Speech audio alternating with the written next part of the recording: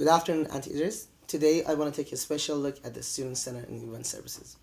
As most of you are probably aware, the Student Center at UCI is in charge of all the events and programming that is requested by the clubs, organizations, and departments, both on campus and off campus. This includes every meeting, every conference, every event that is held in the Student Center, which overall accounts for about 50 to 70,000 events a year. Furthermore, the Student Center at UCI is the only center in the UC system that offers its services through a system called the One-Stop Shop, which basically means that if you were to book an event, they will take care of everything for you, from the food permit to parking to EH&S regulations, etc. Whereas in other schools, you would have to do each of those things separately and go through different departments in order to do those things. Now, over the past number of years, we have experienced a number of various issues affecting the organizations and clubs that use the Student Center. These issues range from changes in the booking policies, to late and last minute change of the rooms, to the cancellation of the events altogether.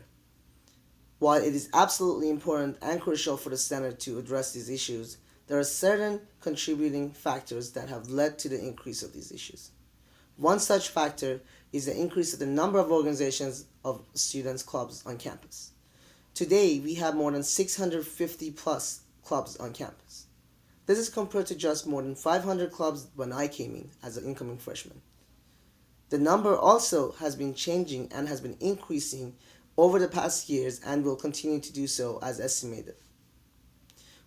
In return, this will lead to an increasing demand for the student-centered rooms, which also causes the Student Center Event Services staff and specialists to be extremely overbooked and overexhausted, and therefore has returned in a caused a longer period of waiting time and lower consultation times for the events and for the student books and clubs on campus.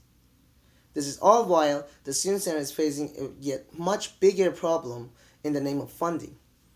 In 2 years, Student Center will be losing about 1/3 of its funding, as one of the referendums that originally funded it will be expiring.